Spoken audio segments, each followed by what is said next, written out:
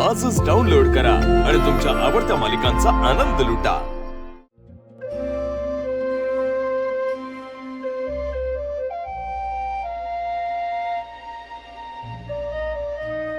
नाही यार, मी नाही उघडू शकत गॅरेज, माझी हिम्मत नाही होत।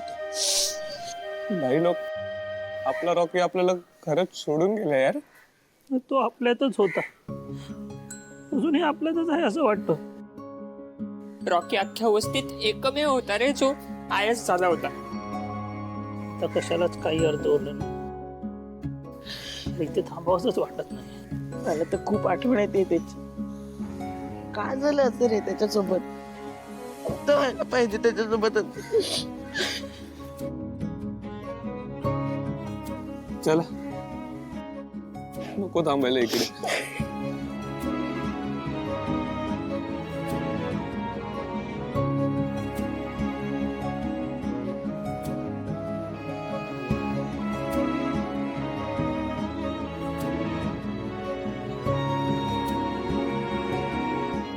अगं दिव्या, तू इथे? हा, मग वस्तीत राहते तर इथेच असणार ना।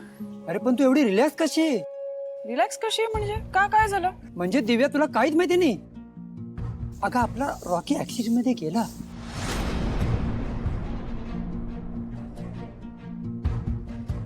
रॉकी? हा, काय झालं? अगं अगं त्याला एका ट्रकने धडक दिली आणि गेला तो। दिव्या, हे बघ, रोज एवढी लोक मरतात, त्यात तूही गेला, त्यात काय विशेष? तू एवढा विचार करू नकोस, मला बघवत नाही। चल निघूया आपण, चल चल। देसाई, मी समजू शकतो की तुमच्यासाठी हा खूप दुःखाचा क्षण, पण काय ना, केस ॲक्सिडेंटची, त्यामुळे आम्हाला जमानी घ्यावीच लागेल। नाही, त्याशिवाय पुढची प्रोसिजर आपण करू शकत नाही। आणि शिवानीच ते फक्त बघितलं। हो, पण तिची अवस्था खूप वाईट आहे, तिला जास्त प्रेशराईज करू नका, ती अजून शॉकमध्ये आहे। नाही, त्याची काळजी घेऊ आम्ही।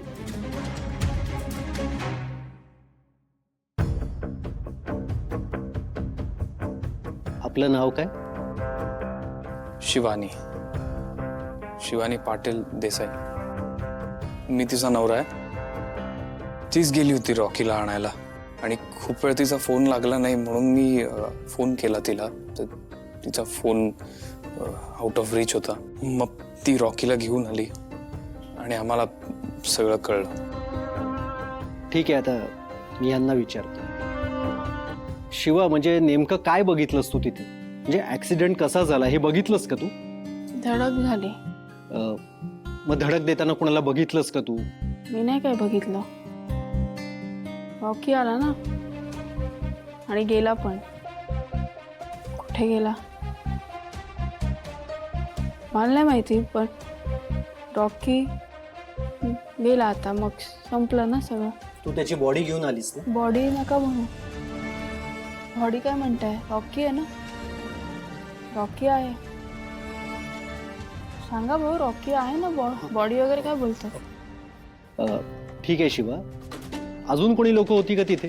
म्हणजे ट्रकवाल्याला बघितलंस का तू?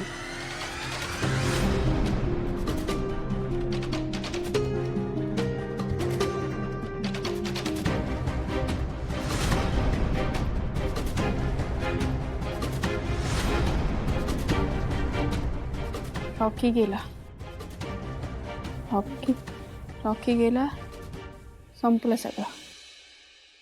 मी नाही काय करू शकले,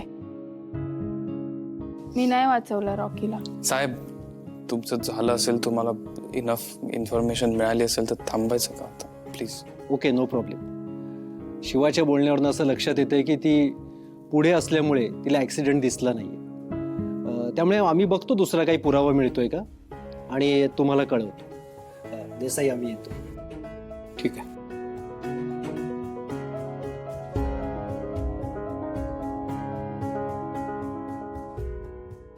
कशी आहेस बाळा? नाही, ताप नाही। तिकडे संपदा तापाने फणफणली आहे, बघवत नाही तिच्याकडे, आणि इकडे शिवाची अवस्था। सगळं एवढं असं चांगलं होता भाऊ सीताई, शिवासाठी प्रसाद आणलाय. ती काही खात नाही आहे हो. मी प्रयत्न केले खूप, पण ती काहीच खात नाही.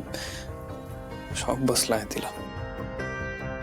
नाही, ते देवीचा प्रसाद आहे ना, जरा आधार मिळेल असं वाटलं म्हणून. प्रसादाच्या निमित्ताने काहीतरी जाईल तिच्या पोटात. आशू, द्या शांताबाई. शिवा, प्रसाद घेतेस का ग? घे, प्रसाद आहे. द्या. प्रसाद आहे, थोडा घ्या, बरं वाटेल. हा, द्या. घे. खा, खा.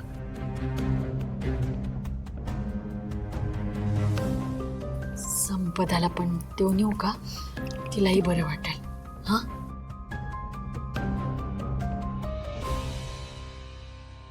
मी आत घेऊन जातो शिवाला. आराम करतो. आराम करते.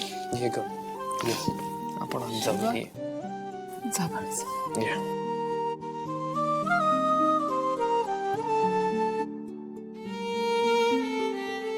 हे सगळं काय होऊन बसलं?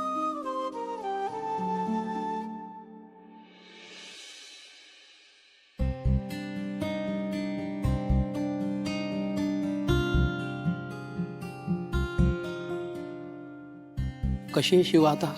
काही बोलते का? आराम करते. बोलली नाही काही. काही खाल्लं नाहीये काही. मी जबरदस्ती केली म्हणून ज्यूस प्यायला, पण तेवढंच, बाकी काही नाही. ती खूप खचली आहे ती. मला काळजी वाटते तिची खूप.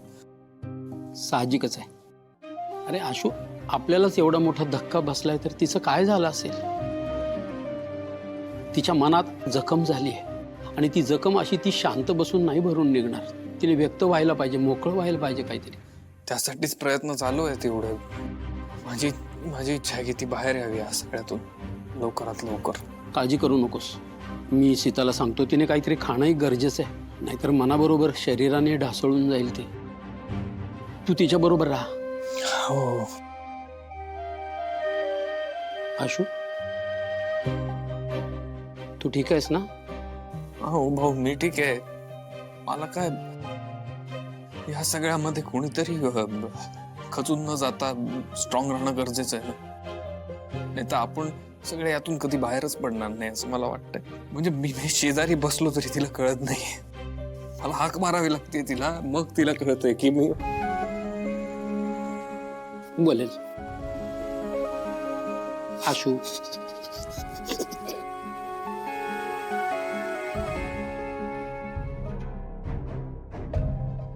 हे बघा, हा ट्रक इकडून आलाय आणि रॉकी त्याच्या समोर इकडे आला आणि ट्रकची त्याला धडक झाली.